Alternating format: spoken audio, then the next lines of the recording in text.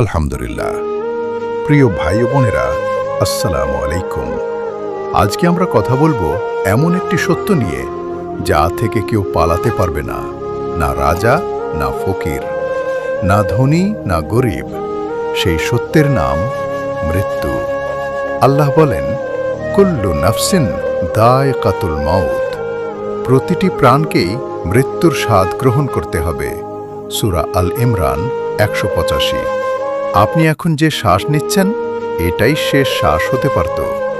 আপনার বাড়ির পাশে যে কবরস্থান, সেখানে যারা শুয়ে আছেন, তারাও একসময় আপনার মতো হেঁটেছেন, স্বপ্ন দেখেছেন। আজ তারা মাটির নিচে, একা, নিঃসঙ্গ। প্রশ্ন হলো, সেদিনের জন্য আপনি কতটুকু প্রস্তুত?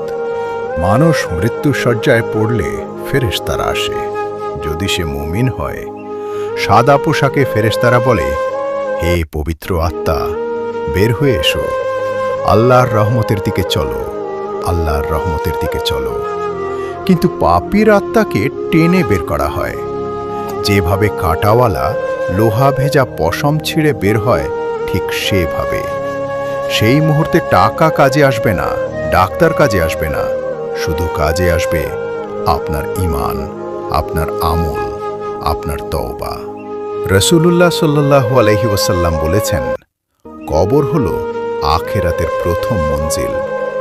এখানে মুক্তি পেলে পরের মঞ্জিল সহজ। কবরে মুনকার নাকির 3টি প্রশ্ন করবে। 1, তোমার রব কে? 2, তোমার দিন কি? 3, এই নবী সম্পর্কে তুমি কি জানো?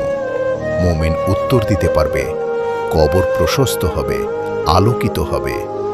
পাপী উত্তর দিতে পারবে না, কবর এতটাই সংকুচিত হবে যে পাঁজর একসাথে মিলে যাবে। সেদিন সূর্য মাথার 1 মাইল উপরে, মানুষ ঘামে ডুবে যাবে, মা সন্তানকে ভুলবে, বাবা ছেলেকে চিনবে না। আল্লাহ বলেন, ফামান ইয়ামাল মিথকালা যাররাতিন খায়রান ইয়ারা। অনুপরিমাণ ভালো কাজ করলে সে তা দেখবে, অনুপরিমাণ মন্দ করলে সেটাও দেখবে। রাসূলুল্লাহ সাল্লাল্লাহু আলাইহি ওয়াসাল্লাম বলেছেন, জাহান্নামের আগুন দুনিয়ার আগুনের চেয়ে 70 গুণ গরম। চামড়া পুড়বে, আবার নতুন চামড়া হবে, আবার পুড়বে।